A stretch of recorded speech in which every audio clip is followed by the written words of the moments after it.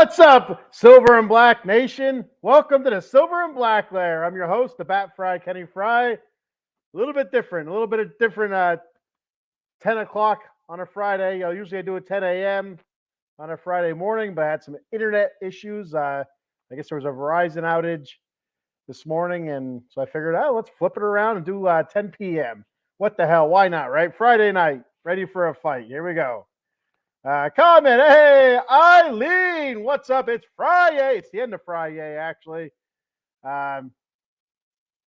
So it is.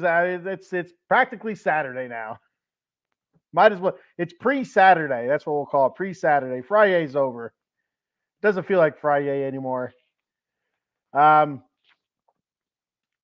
So let's kick the show off right. Let's kick it off. A little bit of Raider talk, not a whole lot of Raider talk, a little bit.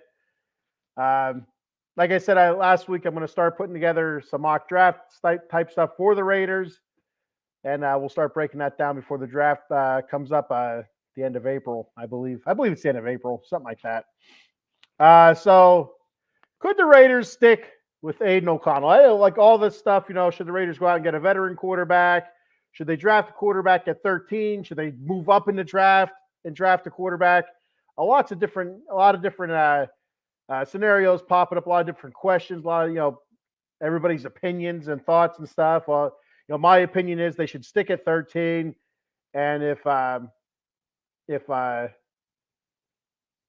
kid from Oregon, whose name Bo Nix, if Bo Nix happens to be there, take Bo Nix. If he's gone, and you have Penix there, take Penix.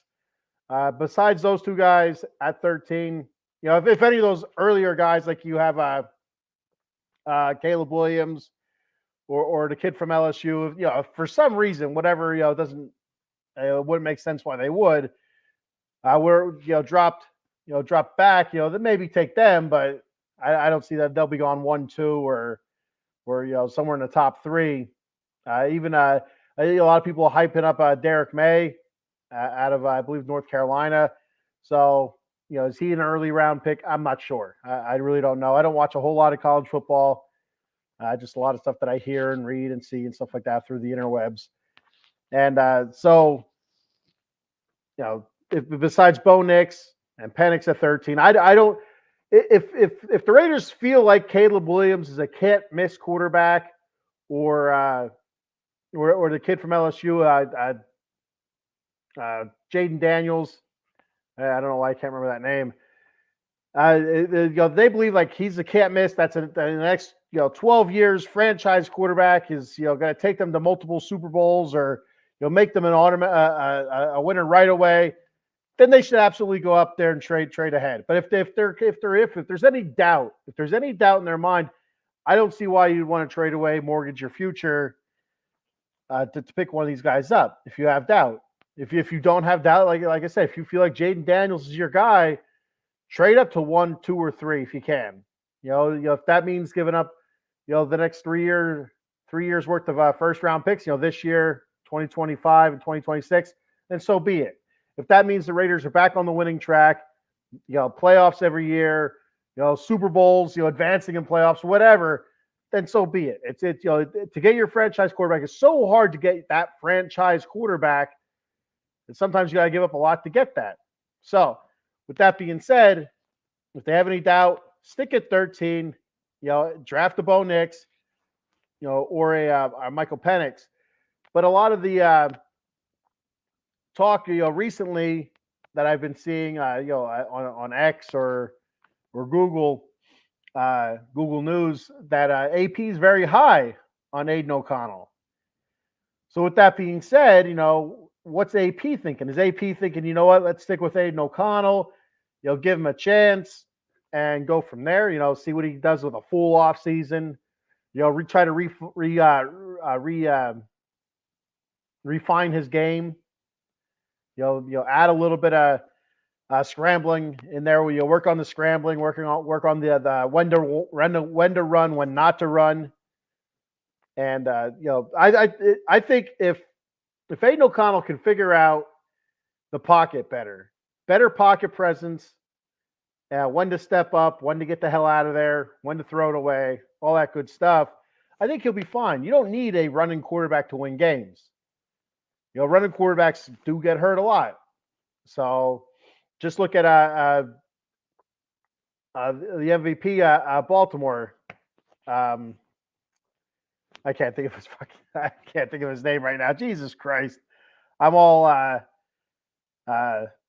frazzled right now. Lamar Jackson. I look at Lamar Jackson. He's been hurt multiple times throughout his career already. So I mean, it's, just because you're a running quarterback, you look at Patrick Mahomes. He's a good scrambler. He's I wouldn't call him your prototypical running quarterback. He's not run first and pass second. He's back there. He'll move around in the pocket. Great. Sideline to sideline. He's looking to get the ball downfield. But when it's needed, he will take that 15, 20 yards and get upfield. So, but he doesn't put himself in harm's way. Whereas Lamar Jackson, Hurts in Philadelphia, those guys, they take a pounding, because it's run, run, run, run, run. They're getting beat on. They're getting hit. So is there a chance the Raiders stick with AOC? Because he has the arm talent. He absolutely has the arm talent. He's not stupid by any stretch of the imagination. He can make the play. He can make the throws. He can make the smart plays. Does he get himself in trouble sometimes trying to squeeze the ball into tight spaces or into the wrong spaces? Yes, but then again, he was also a rookie. So, you kind of, with rookies, you kind of give that a little bit. A couple more comments here. Paul Spencer says, no Knicks or J.J. McCarthy. They're not pro-ready. I honestly don't think there's a proven franchise quarterback. Williams, Derek May, Jaden Daniels, Michael Penix. And so the Bo Nix, I feel like he's progressed so much. I mean, was that because of the offense that he was in, the system that he was in? I'm not sure, because in Auburn, not all that great. In Oregon, awesome. So I don't know if that means he's pro-ready or not. The J.J. McCarthy one's really curious. Like, there's some people that are super high on J.J. McCarthy from Michigan, and there's some people that are really down on him. He was in a pro system. He did what was asked of him. He didn't make many mistakes. He made the throws when he had to. I mean, I don't know. He was in a running offense. I would assume that the Raiders, with their hiring of the offensive coordinator, if they got if they're looking to run the ball more. He was a running offensive coordinator with Chicago. So is that the type of quarterback that we're looking for? Somebody to hand the ball off, 30 times and pass the ball 25 times? I don't know. That'd be up J.J. McCarthy's alley right there, but that'd also be right up Aiden O'Connell's alley. Most people are high on Caleb Williams because he seems to be like the total package. It seems like a douchebag, but talent-wise, seems like the total package. And Jaden Daniels, you see the passing yards and you see the rushing yards. 1,000 yards rushing, and I don't know what it was, 3,000 or 4,000 yards passing, whatever it was. The dude had a lot of yards this season, so that's the one that everybody gets really excited for. And Penix out of Washington. The injury history there is really, really questionable. He's not a big quarterback. He's a bit of an undersized quarterback, and doesn't absorb hits very well. So, and that's the one thing with the Raiders. Potentially having to retool their offensive line that you can't really have. You can't have a quarterback that cannot take abuse, and that's the one thing Aiden O'Connell I thought did well. He did get hit a lot. Took some sacks and some big sacks. There was a couple of hits that he took were pretty big. I think against was it Kansas City maybe? But he was able to sticks it out. He's right in there and gets up, dusts himself off, and back in the huddle. Let's go. So they're not pro ready. Lamar Jackson, I couldn't remember his name. For some reason, I kept thinking Jamal Lewis, freaking running back for the Ravens. Jamal Lewis just kept popping. It's like, it's not Jamal Lewis' head. Stop, Brain. You're messing with me. Spencer says 6 years in college, Pac-12. He's practically a doctor right now, all the years in college. Doesn't play defense, made him look good. McCarthy is a hell of a game manager. Needs that offensive line and run-heavy offense. And that's the thing where I say about J.J. McCarthy. So if you stick with 13 with the Raiders, if you stick with 13, you don't draft a quarterback there is a chance that J.J. McCarthy is available in the second round. And, I'm not opposed to the Raiders, that drafted a quarterback last year, drafted another quarterback this year. I mean, we've seen the Washington Redskins do that, back when they were the Redskins. They weren't the Commanders yet, when they draft RG3 and Kirk Cousins. And that's the same draft, but still, it's, looking at it this way, drafted a quarterback last year, drafted a quarterback this year. It's, 1 year difference. It's not a big deal. It's almost like having two rookies still. But J.J. McCarthy could be there in the second round. I know a lot of projections have him late first round, mid to late first round.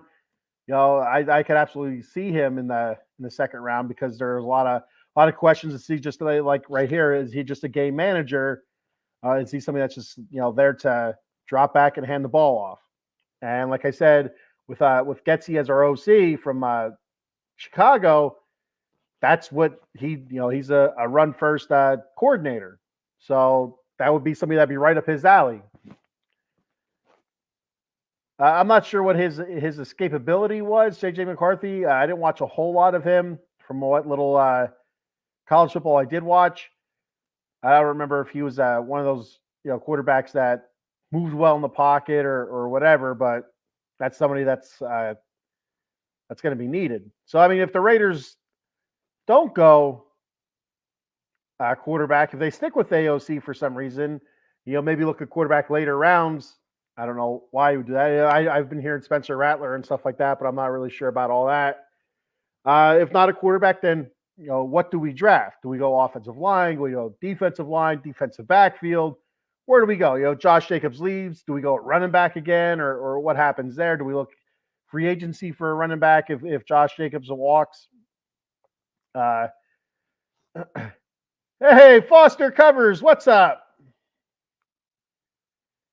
Yeah, Luke Getsy. So before he was brought on as the OC, that's one of the guys that I broke down before the whole debacle with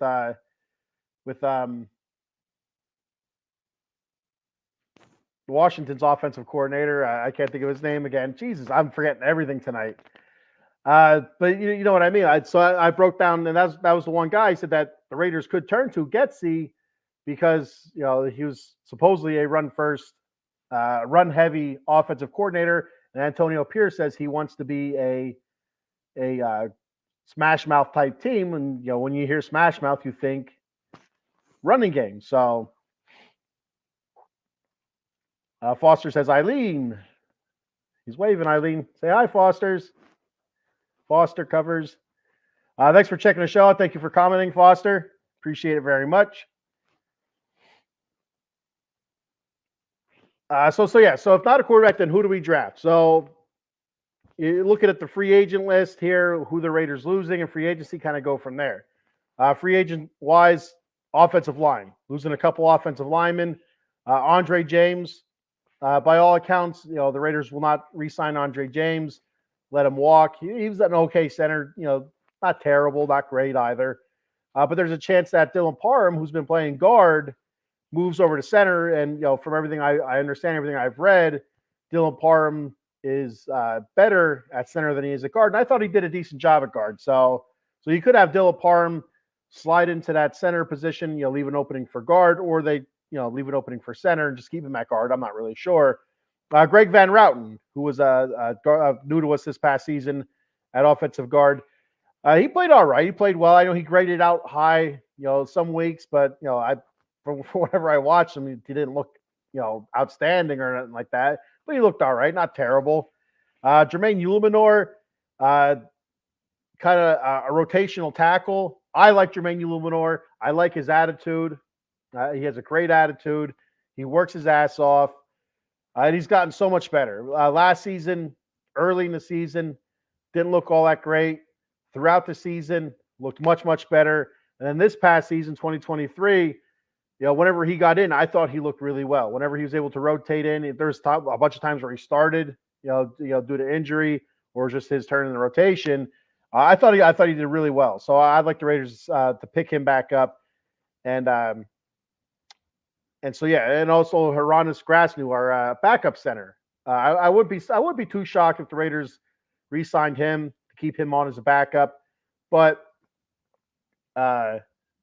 we'll see. We'll see what happens there. I can't imagine them letting both centers walk. I just can't picture them re-signing Andre James either. So you're looking at offensive line. You're losing, 3 to 4 offensive linemen probably to free agency, potentially. I should say, not probably, potentially. And so do you go offensive line? So if you go offensive line, there's a couple names that I wrote down that I got from a draft website that graded out fairly high so far from this past college season. That could be, near the middle to top of the draft. Offensive tackle Joe Alt from Notre Dame. He graded out at a 92. Does he go early? Does he go before 13? Not really sure without knowing what the other team's needs are. Offensive tackle Fashanu from Penn State. He graded out an 89.9. Center, the highest rated center was Jackson Powers Johnson, which is a fantastic name. That's a lot of fun to say. Jackson Powers Johnson. It sounds like a law firm. The law firm of Jackson Powers Johnson. Yeah, it sounds like a law firm. He was the highest rated center on this particular website, 86.1. So just a couple options there. Offensive line, the offensive guards. The highest rated offensive guard was like an 83 or 82 on this website. So I didn't even bother. Maybe that could be a second round, third round guy. Let me hit up a couple comments here before I fall too far behind. Paul Spencer's, I think Penix, McCarthy are second round. He'll take my guy. I think Penix, McCarthy are second round. He'll take my guy. 6-year quarterback Sam Hartman in the 5th round. Spencer Rattler sucks. Love the name though. Yeah, and I'm not again. I not a lot of college football in my viewing, but Spencer Rattler, I'm like I don't know. I thought he wasn't an overly great quarterback, but I've seen his name pop up a couple times. That's somebody that could be there late round. But if the Raiders do draft a quarterback, I just can't imagine it being past the 2nd round, especially, Aiden O'Connell was a later round draft pick. I could see them doing that 2 years in a row. Yeah. So if they're going to draft a quarterback, it's going to be 1st or 2nd round. And more than likely it would be the 1st round if they do draft a quarterback. At least that's my thought on it. That's my opinion on it. Foster says, Getsy got a raw deal here. Our talent for his first year and a half was poor and no continuity till later in the season. And so I talked about that last week, Foster's. If you remember, it seemed like the run offense was ranked 1st and 2nd the last 2 years. A lot of that was due to Justin Fields. And one of the things I did bring up was the running backs on that team. They weren't overly the most talented running backs that you could have. The offensive line was kind of in shambles a little bit, and still had pretty decent numbers. For a couple no-name running backs and a couple and an offensive line that's up and down. So what is he going to look like with if you keep a Josh Jacobs, who is an all-pro type running back who had a down year last year? If the Raiders re-sign Josh Jacobs, what would his offense look like with him running the ball? Get that offensive line retooled, which the Raiders have plenty of cap space to do. So we'll see what Getsy does. I was all right with the Getsy hire, and a lot of Raider fans are pissed. They wanted I still can't remember his name. I was trying to see if I could will it into my head there, but I still can't remember his name. I'm going to remember it before this day's out. I'm going to remember the name. I don't want any help either. Don't send me any help. I'm going to remember that damn name. I'm thinking about it, and it's messing with my head. Paul says, Foster, we need to get together on a show. Reach out to me. So there you go, Foster. Reach out to Paul. For those of you that don't know, I know last week on my show, the Silver and Black Lair last Saturday, I mentioned that Foster does a Bears show. So if any Bear fans out there, check Foster out. Foster, if you want to throw out your handles again, I don't remember what they are. Foster says, are we friends on X? I think that's to Paul. And Paul says, we got a conversation here. Paul says, Talisi Fagua, offensive tackle, Oregon State, is nasty. 6'6", 345. That's a big man. That's terrifying. So yeah, and that's one thing that when I start breaking down mock drafts that I'll have to look at a little bit more in depth. I just did a quick pull up on the top rated offensive linemen, and a lot of times you don't take your offensive if in a offensive line heavy type draft, you don't draft your offensive lineman early. Then you can get a really good offensive lineman, third, fourth, fifth round. I mean, Colton Miller, our best offensive lineman, one of the better offensive tackles in the league, was a fourth round pick, I believe, third or fourth round pick. So they're there in the end. Foster said we did good. 4 inconsistent line play, a rookie, and an injury riddled backfield. Yeah, and they still put up really really good numbers. So.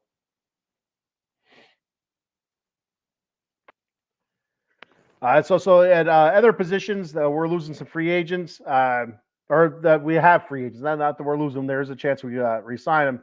Amik Robertson, cornerback. So that's kind of a big one there. I do think that they'll go out there and re-sign Amik, but our cornerback play could still use some depth, some help there. So a couple cornerbacks that were rated pretty high on this website. Cooper DeJean from Iowa, rated 89.3. Nate Wiggins from Clemson, 88.8, and a safety, Tyler Nubia from Minnesota, 87.3.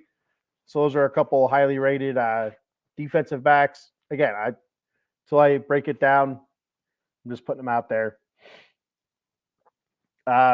Also a couple defensive linemen, which is a big one because we're not going to keep all these guys.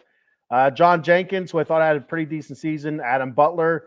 Also, I thought had a good season, and Bilal Nichols. All three of those guys I thought got better as the season went on, especially after Antonio Pierce took over as the interim coach. I felt like those three guys really stepped up. The run defense got better. It still wasn't great, but it got much, much better. And they started getting a lot more pressure from up the middle on passing downs. So, especially Adam Butler and John Jenkins. Bilal Nichols is more of your prototypical run stuffer. He's a bigger, rounder fella. But Adam Butler and John Jenkins, I thought, did a really good job getting pressure up the middle. So, so looking at a couple defensive tackles that were rated high, Devondre Sweat from Texas, 85.9, and Jerzon Newton from Illinois, 89.5. Now, just to throw some names out there, that could be there at 13. And so me personally, if the Raiders don't draft a quarterback again, which I do think they will, I think they will draft a quarterback at 13 or move up in the draft. I think if they don't, I would expect them to go defense. With Antonio Pierce being a defensive head coach, first draft, I wouldn't be surprised if they went defense. But we'll see. We'll see what happens. Now, there are a lot of different voices in that room with a bunch of new voices. New head coach, new GM, new offensive coordinator, all that good stuff. So we'll see what happens. But I do think they'll go quarterback. But just a what if type scenario. All right. So moving on here to some LA Kings talk. Like I said, I'm not a whole lot of Raiders today. Not until I start breaking down start doing mock drafts for them and stuff like that for the rounds and stuff. It should be a little bit more heftier than. All right, so looking back to the Kings versus Pittsburgh, the Penguins last Sunday, they came off that great win against Boston on Saturday. A high energy, intense win against Boston with that overtime win. Brand Clark with the game-winning goal coming out of the penalty box. It was really a highly emotional. So they're playing back-to-back days because that was Saturday. Then they're going down to Pittsburgh and playing in Pittsburgh on a Sunday. Happens to be Jaromir Jagr Day. I know Paul sold his tickets, for that. Pretty nice Profit. Sip of iced tea for the working man. Yeah. All right. So, like I said, Kings coming off a back-to-back. Yammer Yager night, so highly emotional for the Penguins. Pretty cool. They all came out wearing the 68 jersey for the pre-skate, all wearing the mullet wigs. Even Yager went out for the pre-game skate, which I thought was pretty cool. He's still playing in his country. I don't know. I think is he from? I don't know if he's from Czechoslovakia or somewhere in that area, that region there. And so he came out. He was skating as well. I thought that was pretty cool. He looks great for being 110, and he probably could still play in the NHL. He wouldn't probably produce all that much, but he could probably still play. I wouldn't doubt it. Hockey's the man's life. So the Kings go out there and they fought hard, they played tough, and they got the win 2-1. It was actually surprising. I thought with all that stuff, being the back-to-back, being a highly emotional night with the jersey number retirement of Yager. The place was going to be packed. It was going to be rowdy, raucous. But the Kings were able to pull it out, a gritty win. First period, you had Crosby, Sidney. I don't know if they call him Sid the Kid anymore because he's kind of, an elder statesman now. But he scored his 31st goal, still producing. Power play goal, assisted by Erik Karlsson and Russ. That put Pittsburgh up 1-0. Going into the second period, nothing. Stalemate. Both teams back and forth. Both teams plenty of chances throughout the game, throughout the second period. Some pretty good back checking, if I remember correctly, for the Kings. Able to get the puck out of deep in our zone. Getting it back up across ice. So doing a great job there, and stalling out Pittsburgh's attacks and stuff. Especially in the second period. If I remember correctly, there were a couple pushes by Pittsburgh. The Kings were able to come out and pretty much stall them. Not letting a whole lot of shots get through. A lot of blocked shots. I felt like really clogging up the lanes. So we go to the third period. Adrian Kempe with about a little over 6 minutes to go ties the game up with his 18th goal, assisted by Drew Doughty and our boy Victor Arvidsson playing in his first game. Baxton's getting hurt from back surgery. I don't know. He played against Boston too. So his second game back from back surgery. So it was great to see him out there. He was playing awesome. A ton of shots, taking a ton of shots up and down the ice. He looked great. He really did. So it was 1-1. Then a few minutes later, about 3 minutes later, Kempe scores again. His 19th goal of the season on a shorthanded goal. So I mean, that hurts Pittsburgh, with it being a shorty that late in the game in the third period, assisted by Andrzej Kopitar. And that made it 2-1, and that was the game-winning goal there about 3 minutes ago. Cam Talbot looking great. Finally a nice bounce-back game for Talbot, stopping 29 of 30 shots with a save percentage of .967. The shots, LA won that 34-30. Hits, Pittsburgh won that 34-21. Very physical game.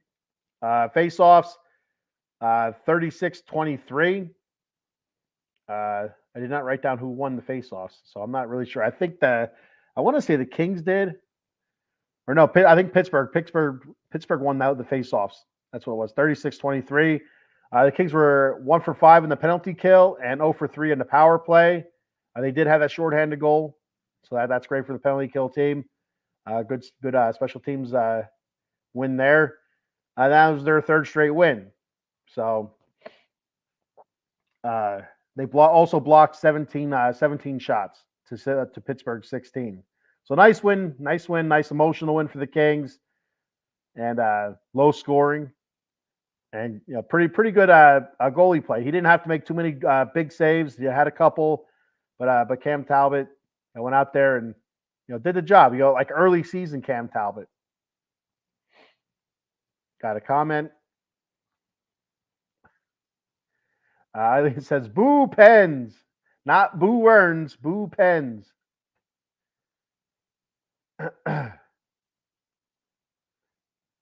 So then a couple nights later, the Kings are home.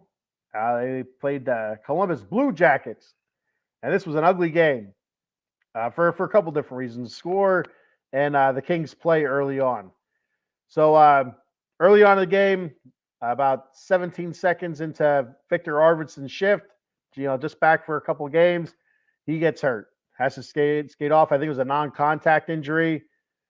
I turned it on late, so I missed it. I just, the announcers were talking about Arvidsson being hurt. Like, oh no, just got him back. Everything, he looked great. Like I said, was moving up and down the ice, terrific. A ton of shots he was taking, which is great. Out, lower body injury. He's on the IL, so who knows? They don't give you a whole lot of information in the NHL as to what the injuries are. I tried looking it up. Everything I get, it says lower body. So whatever the hell that means. Hopefully it's not his back again. Just had it repaired and just coming back from it. So hopefully it's not that. But anyway, first period, absolutely ugly. Blue Jackets looked like the better team, looked like they wanted it more. Kings looked sluggish. But we ended the first period with up 1-0 with a Quentin Byfield goal. And was it ever a goal? I mean, what a fantastic goal by Quentin Byfield off the face-off. It was in our defensive zone. Face-off one, I think it was, I want to say it was Dubois was in the face-off circle. I could be wrong. Byfield like a rocket. Got that puck up the ice, split two defenders, and he set the puck between the one guy's legs. He had to wrap his arm around, come back around, and he got knocked down to his knees, went around the goalie, backhanded it up over the goalie's pad. It was just an amazing goal. Absolutely phenomenal. It's a goal. There's a chance it could be the goal of the year. It's the best goal I've seen so far this year. And it was absolutely the best Kings goal so far this year. It was a fantastic goal. So if you ever have a chance, if you're a hockey fan or just like seeing really cool things, look up the Quentin Byfield goal. It's amazing. He's a big fella, and a lot of speed, a lot of power, and all that was put into play on that play. Able to split those two defenders, terrific hands, puck movement, balance, going down to his knees, and just the power off of a backhand to lift that puck up over the goalie's pad. Phenomenal. Great job. So that gave us the 1-0 lead there in the first with his 18th goal. Second period, Pierre-Luc Dubois scored his 12th goal, power play goal, assisted by Brant Clark and Cam Talbot. That made it 2-0 LA. Columbus comes right back. Boqvist, he scores his first goal of the season, assisted by Jenner and Reslavik. That made it 2-1 LA. Pierre Dubois scores the second goal of the second period. That gave him the 13th goal of the season, assisted by Byfield and Turcotte, 3-1 LA. And going to the third period, Fiala puts the game on ice, getting his 14th goal, a power play goal, assisted by Drew Doughty and Adrian Kempe. And then finally, Drew Doughty with about 20 seconds to go with an awesome slap shot from just inside the blue line. 12th goal of the season for Drew Doughty, assisted by Trevor Moore and Philip Denault. That made it 5-1 Kings. That's your final. Cam Talbot, he got to start in this one again. Saved 32 out of 33. Another really good game. Again, didn't have to be fantastic. Had a couple nice saves. But overall, made the stops, all the easy stops, all the no easy goals let in. And he did a terrific job. Actually, the goal that he did give up to Boqvist was a goal that we've seen him stop. So it's kind of like, should have had a shutout, but 32 out of 33 is pretty good. A 970 save percentage. Shots went to LA 35-33. Hits went to Columbus 27-15. I want to see LA more physical. Since Hiller's taken over the first few games under Hiller, the Kings were very physical. And I really like that style of play from the Kings. This game, not so much, more finesse than physicality.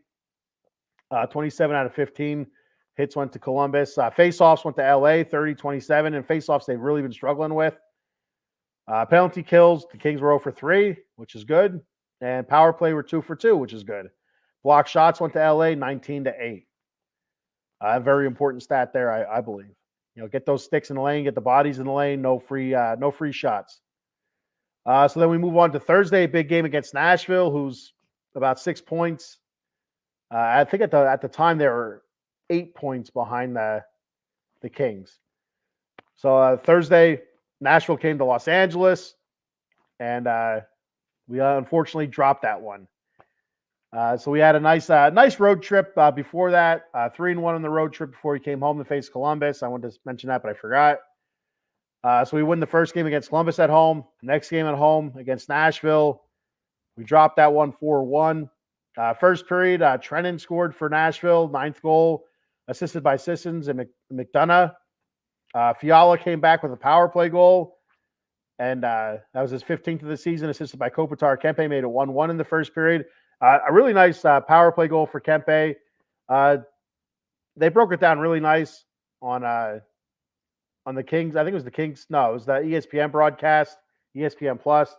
You can see just a void left open by Nashville right up the middle. Kempe was able to just kind of float right up through the middle there, get close enough, and just wrist it right over the goalie's glove. I believe. I think it was over his glove, and the goalie didn't have a chance.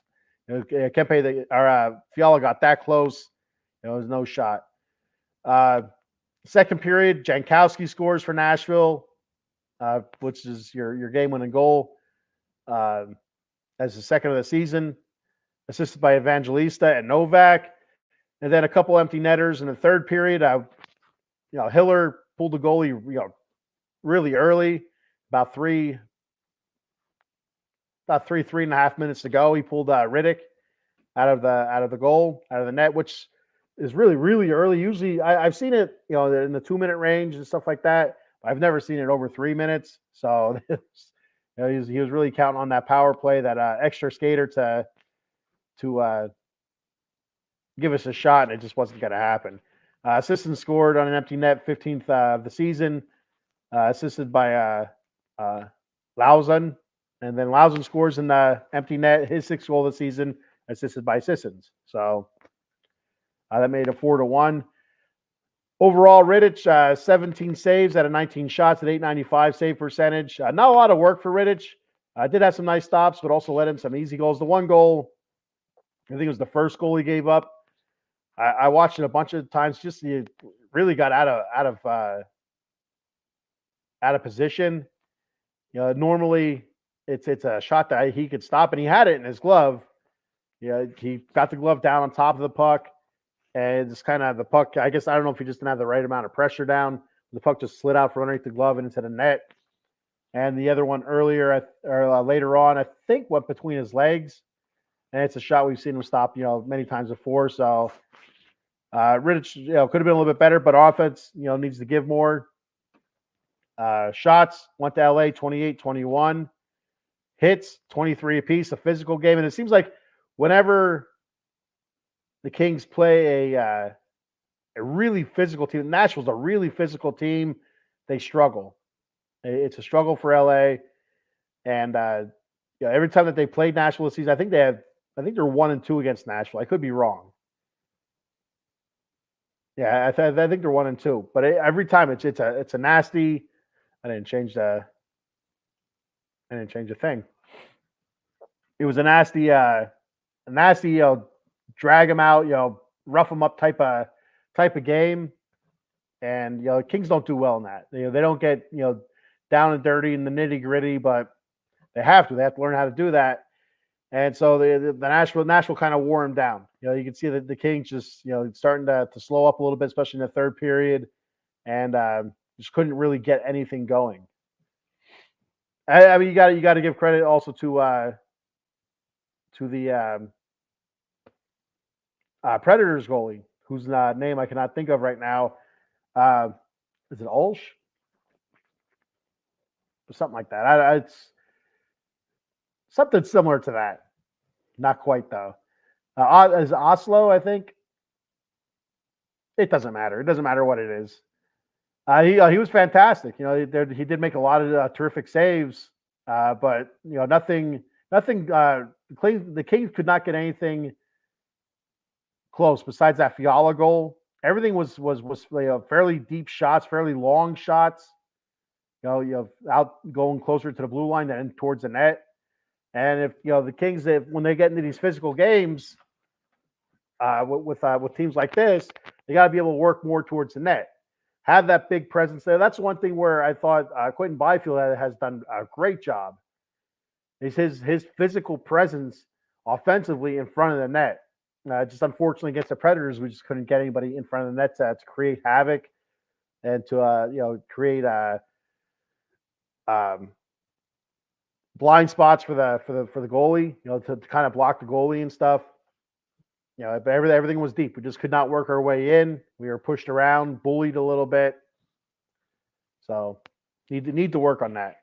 LA won the faceoffs 31-24. Penalty kill, again, very good job. 0 for 3. Power play, 1 for 3. It was a 5-on-3 that we scored. The Fiala scored that power play. You should score on those. Block shots went to Nashville, 18.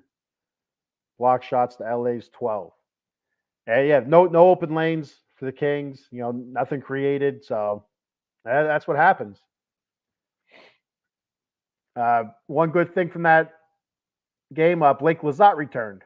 And I thought he played well. He looked good. He had about like 9.5 minutes or so of 5-on-5 time, and then almost 2 minutes on I think it was the power play. So he got about 11 minutes on time on ice as I think it was the third line center. It looked good. I don't think he had any shots on goal. But he skated well. He was a pest out there, which is what we need Lizotte for. He's a pest. He's a hustler, and he's very very important to this team. So it's great to see him back. It would have been great to see Lizotte and Arvidsson back, but now Arvidsson's back out. So it is what it is. So overall, not a bad week for the Kings. Win against Pittsburgh, win against Columbus. And then the loss against Nashville. It would have been nice to have that win against Nashville, especially with them right behind us in the wild card standings. But it is what it is. Got a comment before I move on. Eileen says, "Do you expect the Kings to make any deals at the trade deadline?" Not really. No. If there is anything, maybe something for another goalie. But where they're kind of hamstrung with the salary cap. I'm not sure how much they have, but I think they're at zero. They're very close to zero with salary cap space. So there's not a whole lot they can do. There's a couple guys that they can move that they've been talking about moving. Arthur Kaliev, his name pops up a lot. They're talking, I guess, not really trading PL Dubois, the guy who just traded for 8 years, $88 million or whatever the hell it is. But there is talk about if they release him by a certain point in the offseason, they could save all that cap money. I don't know much about it, but I have heard that. But yeah, trading Kaliev, some of our prospects like a Turcotte, who's been playing a lot, has a long history of injuries, but seems to be staying healthy. He's been getting a decent amount of playing time with the Kings the last week or two due to injuries and stuff like that. And he hasn't been playing bad. Hasn't been playing great either. So, but his name has popped up a couple times. Potential trade packages. But if they do trade for anybody, I would expect maybe a goalie. Because you get kind of nervous with Cam Talbot, the inconsistency with Talbot and David Rittich. I mean, Rittich has been phenomenal so far with the Kings. And but there's always, you're just kind of waiting for that rough patch for him. Cam Talbot started off great, and then he hit that long rough patch like the whole Kings team did in January. Is he coming out of it now? I don't know. The last couple games he was goalie in. He tended. He was between the pipes. He looked pretty good. So I don't know if they just go out to look at goalies for depth with Phoenix Copley being hurt, or do they stick what they have with what they have in the system with Portello, who's a rookie this year, but just got done playing a few years in college, so he's not like he's a 20-year-old rookie by any stretch. I think he's like 20, 23, 24 maybe, with a good bit of experience with some high level hockey. And they did pick up another guy through free agency after Copley got hurt, but I can't remember what his name is right now. But he's a veteran type goalie. He's been around for quite a while. Paul says Bengals just franchised T. Higgins. That's one thing I forgot to mention. The franchise tag season is open now, and a couple of other shows I listened to Raider wise stated they don't expect the Raiders to franchise tag anybody this season due to the amounts that would be just for them to franchise tag them. So. So don't expect him to franchise Josh Jacobs again. Josh Jacobs said if AP's the coach, he's 100% in. We'll see if he's a liar or not. And maybe the Raiders don't even offer Josh Jacobs a contract. I don't know.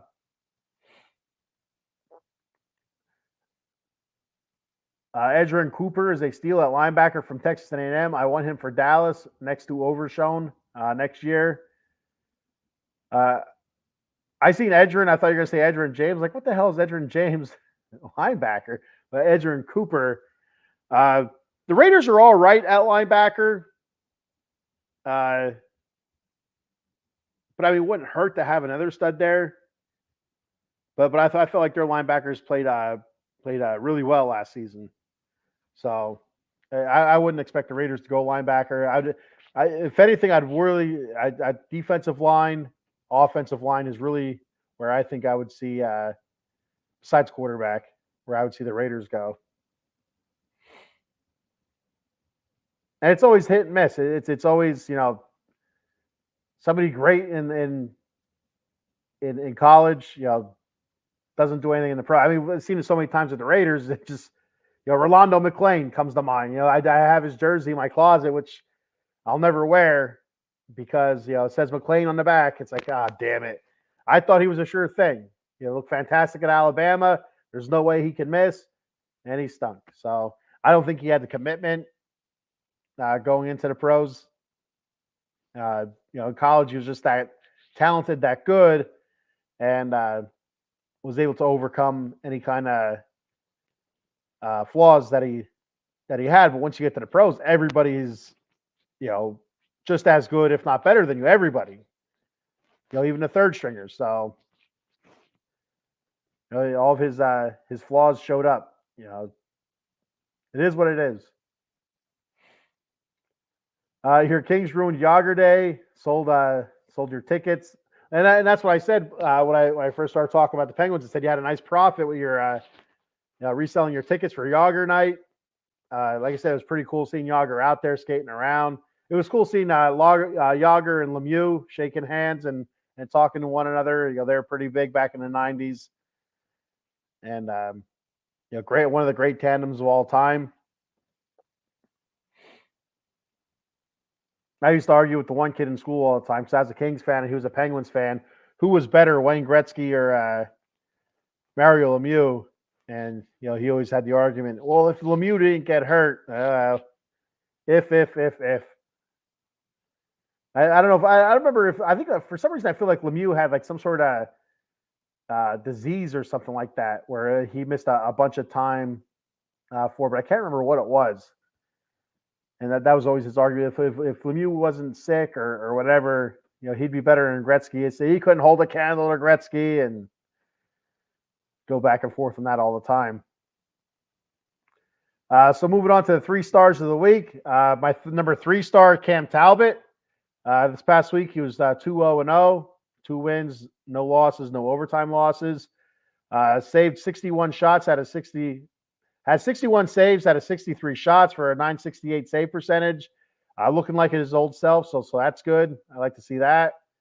Nice bounce back after the debacle in Buffalo.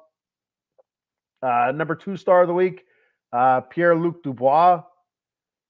2 goals and 2 points. I mean, it doesn't seem like a lot. I could have went with a couple other guys if Fiala had a pretty good week.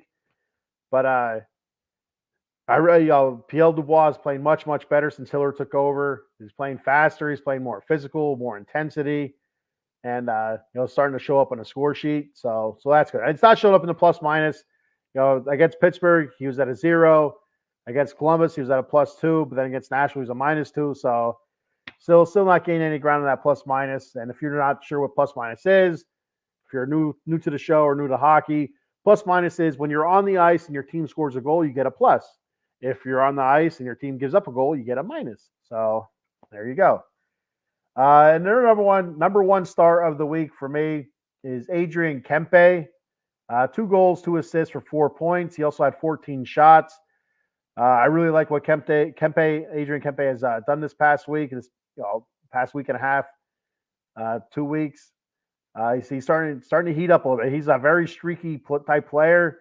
Once he gets rolling, watch out. It happened last season. I feel like it was right after the All-Star break last season. The Kings got really, really hot for a few weeks stretch, and Kempe was just on fire, goal after goal, tons of assists. And so hopefully it's kind of getting back to that. I like him taking a lot of shots against Nashville. 7 shots he took. I thought that was fantastic. So good to see him starting to ramp up a little bit. Those are my 3 stars of the week: Cam Talbot, Pierre-Luc Dubois, and Adrian Kempe.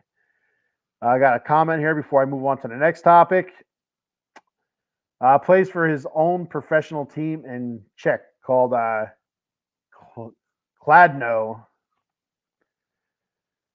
Yeah, he's like 50 some years old. I don't know if he's 50, 52, something like that. He's over 50 years old, or at 50 or over 50. So it's amazing. It really is.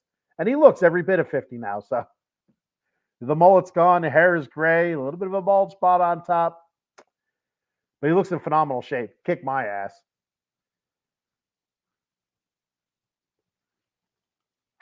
All right. So let's move on to standings. Where are the Kings at after a pretty decent week? Nice road trip. Playing better hockey. So in the Pacific Division, Vancouver still leads. They lead the whole West. Vancouver's 37-16-6 with 80 points. The Vegas Golden Knights starting to hit some rough waters here. 32-19-6, 70 points. Edmonton still rolling along, 33-18-2. 33-18-2 with 68 points. They're right behind Vegas there. And then right behind Edmonton, you have LA. We were able to gain some ground. 28-17-10, 66 points. And then the Seattle Kraken starting to play a little bit better, 24-21-11. But they are 7 points back of the Kings, 59 points. That's in the Pacific. Top 3 teams in each division get automatic playoff berths. So right now the Kings are sitting in a wild card spot. So overall in the West, the number 1 seed would be Vancouver with 80 points. The number 1 team out of the Central, Dallas, would be the number 2 seed at 34-16-8, 76 points. Number 3 would be out of the Central also, Colorado, 35-18-5, 75 points. And the 4 seed would be Winnipeg, the Jets, 34-15-5 out of the Central, 73 points. The top 3 in the Central are super packed right now. 3 teams within 3 points. Great competition there. The Vegas Golden Knights would be your 5 seed. It's 70 points. Edmonton would be your 6 seed at 68 points. LA, your number 1 wild card, 66 points. And St. Louis at 30-24-2 with 62 points would be your 2nd wild card. Right now they are tied with Nashville, 30-25-2 with 62 points, but they have 1 game in hand on Nashville, so that's why they're ahead, because of points percentages. So if the playoffs were to start today, pretty much the same matchups as last week. Vancouver versus St. Louis, Dallas versus LA, Colorado versus Edmonton, and Winnipeg versus Vegas Golden Knights. Pretty good matchups there. Pretty good matchups. I'd pay, especially the Colorado, Edmonton, Winnipeg, Vancouver. Those 2 series, besides the LA series, of course, would be a really, really good series. So up next for the Kings, Saturday, tomorrow night, the Kings are home against the Ducks. So we got to get that win. It's a very, very, very winnable game. It's a rivalry game. 20, 34, and 2. The Ducks are with 42 points. Monday at Edmonton, huge game. These next couple games are huge. At Edmonton, 33, 18, and 2. Tuesday, so it's back-to-back. At Calgary, 27, 25, 5, who they're trying to get back into the playoff race. They're tied with Seattle right now in the Pacific, who are behind the Kings by 7 points. Thursday at Vancouver, the leader overall in the Pacific and the West, 37, 16, and 6, 80 points. So it's going to be a big week next week. Some really big games there, and then the Kings have a couple days off after that Vancouver game. They won't play again until March 3rd. So, yeah, if they can get, if they go 3-1, that'd be awesome. But I think if they split, getting a win against Edmonton and the Ducks, or Edmonton and Calgary, you got to get a win against the Ducks. You have to beat the Ducks. So if they can go 3-1, that'd be awesome.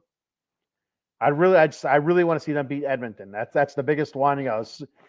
Very heated rivalry. The last time we played Edmonton was right after the All-Star break. We beat them 4-0, and Connor McDavid was very heated, very super pissed. During that game, breaking his stick over the wall by the bench. Just getting a shutout against them is just amazing. So, uber offensively talented team. The Kings came out. They played more physical. They played faster. Granted, it was off of the second game off of back-to-back for the Oilers, but oh well, it is what it is. Got a comment from our boy Paul. It says, I need you to streaming to 5 a.m. to keep me awake, to stay up to watch some event in Austria. That's where our truth is. Our truth is going to perform in Austria. He's talking about the Elimination Chamber, which is in Perth, Australia. And the event, the PLE, the Premium Live event, starts at 5 a.m. So actually the pre-show starts at 4 a.m., but the Premium Live event starts at 5 a.m. East Coast time. And there ain't no way I'll be up for that. No chance. And like the Austria, our truth, if you're familiar with professional wrestling, WWE in particular, Ron Killings, a.k.a. our truth, is instead of Australia, he's in Austria, wondering where everybody's at. Super funny guy, a really good wrestler too, but it's his comedy. That's his bread and butter. So I think it says 5 a.m. start time can kick rocks. So I wonder what time it is in Perth, Australia. Does that mean it's like 8 p.m. in Perth, Australia? Is that why it's 5 a.m. here? Are they starting it earlier? Are they starting it later there? I don't know. And hopefully you can catch the replay right away on Peacock or pretty close to right away. So I know the one Premium Live event, I missed the first couple matches. I wanted to go back and rewatch them after the last match, and I couldn't watch them right away. So this is not available yet. This content is not available for replay, and I had to wait until the next day to watch it. So hopefully, after the show's over, it's available right away for replay. I mean, heck, if you're on the West Coast, you can get that at 2 a.m. You'll come home from the bar all loaded up and watch some wrestling. I mean, that's all right, but we're not West Coast, so it'd be 6 p.m. So why the hell they not start at 8 p.m. in Australia? That's what they do here. It's bullshit. They start at 8 p.m. It'd be 7 a.m. 7 a.m. on the East Coast. That's a little bit more doable. Yeah, I mean, granted, I still want to get up at 7 a.m. to watch wrestling, but you could if you wanted to. Yeah, Hawaii gets it 12 a.m. Yeah, there you go. That's what you should do, Eileen. You should, get yourself a plane ticket, fly to Hawaii to watch the Elimination Chamber, then just fly back. Later on in the day. There you go. Smart.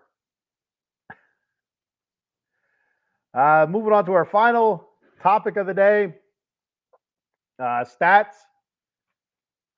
So breaking down the stats for our top stats leaders. I'm not going to break down everybody. Adrian Kempe, 19 goals, 30 assists, 49 points. He's tied for the lead in assists, and he's the leader in points. He's also at a +9. Anze Kopitar, 17 goals, 29 assists, 46 points. He's at a +8. Kevin Fiala, 15 goals. He's tied for the lead in assists with 30, with 40, and he has 45 points. He's at a -7. That's a little bit rough there for Kevin Fiala. Quentin Byfield, 18 goals, 24 assists, 42 points. He's at a +16. He leads the team in plus-minus. Trevor Moore, 21 goals, 16 assists, 37 points, +2. He leads the team in goals with 21. Philip Denault,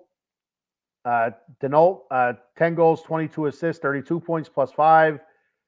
Drew Doughty leads defenseman in goals, assists, and points. 12 goals, 19 assists, and 31 points. He's at a +11. And Pierre-Luc Dubois, 13 goals, 13 assists, 26 points, a -16. And then you have Mikey Anderson leading all defensemen with a +14. I think he has one goal and 14 assists for 15 points. I could be wrong though. Cam Talbot, 16, 13, and 5 overall as goalie, 2.53 goals against, and a .913 save percentage. David Rittich, 8, 3, and 3, 8 wins, 3 losses, 3 overtime losses, 2.24 goals against per game, and a .918 save percentage. So not too bad there for both those two guys. Overall for the Kings, I'd really like to see Trevor Moore kind of shake off this slump that he's in. He hasn't scored in a while. Shake it off, start lighting the lamp a little bit. Same thing with Philip Denault. He's been getting a decent amount of assists in, but I'd like to see him lighting the lamp a little bit more. And have Pierre-Luc Dubois continue doing what he's doing.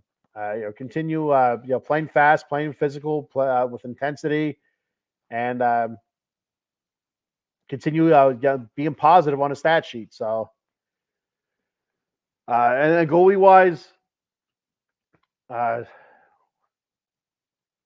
stay consistent. That's it. Stay consistent. I don't know if Rittich's the number one, is Talbot the number one? I feel like right now Rittich is the number one, even though Talbot was the all-star. So, who do we see? Do we see Rittich against the Ducks, and we see Rittich against the Oilers again, and then Talbot against Calgary, and then Rittich against Vancouver? I'm not sure how it's going to go, how the rotation is going to go. Or do we see Talbot against Ducks, then Rittich against, alternate, every other game? I don't know. We'll see what happens. I'm curious to see how that goes. All right. So before I get out of here, I'm going to go ahead and do our show sponsor reads. Attorney Big Al, Jason Fine, J Fine Law. You can reach Big Al at 1-800-HURT-123. That's 1-800-HURT-123. Jason Fine specializes in motor vehicle accidents, slip and falls, workman's comp, and personal injury claims. He has 3 office locations conveniently located throughout Pennsylvania and New Jersey. In the Garden State of New Jersey, the office is located on 3 Greensward Lane. The phone number there is 856-209-5258. That ain't the Steel City of Pittsburgh, Pennsylvania. The offices are located at 500 Grant Street, Suite 2900. The phone number there is 412-365-8151. Then in the city of Brotherly Love, Philadelphia, Pennsylvania, the office is located at 1628 JFK Boulevard, Suite 2120. The phone number there is 267-888-2980, or use that 1-800 number, which is 1-800-HURT-123. Big Al, attorney Jason Fine. Head on over to monkeycoldcoffee.com and get all your gourmet coffee needs. They have bourbon chocolate chip infused coffee, toasted coconut rum, the Sumatran medium roast blend. They also have Peru La Florida organic blend. And one of their newest flavors, the golden honey agave flavor, which is fantastic. All flavors are fantastic. You can also get barrel-aged honey in their swag shop. So if you're into that, go ahead and check that out. And also check out, their swag shop. They got T-shirts, mugs, tumblers, cold brew pitchers setup, which is super easy to use. So I recommend that very highly for you iced coffee or cold brew drinkers, which especially with summertime right around the corner, spring and summer right around the corner now. K-cup adapters, and don't forget your Paradise rum cake, which is very good, very moist. Moist cake is good cake. So at the checkout, at the register, use that promo code OOTB Sports for 10% off your order. That promo code, once again, is OOTB Sports for 10% off your order at monkeycoltcoffee.com. Be sure to like and follow us at Facebook, YouTube. Make sure you subscribe at YouTube and follow us on X, which is Twitter. It used to be Twitter. We're also on TikTok and Instagram. Check out all of our shows pages, especially Out of the Box Sports page. Please follow and subscribe. Hit that notification bell, all that good stuff. Make sure you're commenting on our shows. There's no dumb questions. That's all I got to say. I read everything. Our other hosts, they read just about everything as well. So there are no dumb questions. No topic off. No subject off topic. Everything's in play. Doesn't matter what it is, whether it's sports related or not. You want to talk about your love life? Put it out there. We'll talk about your love life. You want to know what that rash is? I don't know. We'll figure it out together, though. All right, that's all I have for tonight. I'm going to get the hell out of here. Join me tomorrow night, myself and Cowboy Dave Yarnell, as we break down the Elimination Chamber with the Atomic Drop podcast tomorrow night, 10 p.m. Eastern. It will be a lot of fun, so be sure to check that out. And like I said, please like, follow, subscribe, Out of the Box Sports Entertainment. I appreciate it very much. All the comments and all the follows and subscriptions. Good night to you, Eileen. Thanks for checking the show out, as always, and commenting. Hopefully you're packing your suitcase to go to Hawaii so you can catch the early live version of the Elimination Chamber and then fly back in time to catch the replay. There you go. Sounds like a plan. All right. I'll see everybody later. Thank you for checking the show out. Thank you for commenting. Just win, baby. And go, Kings, go. See you later.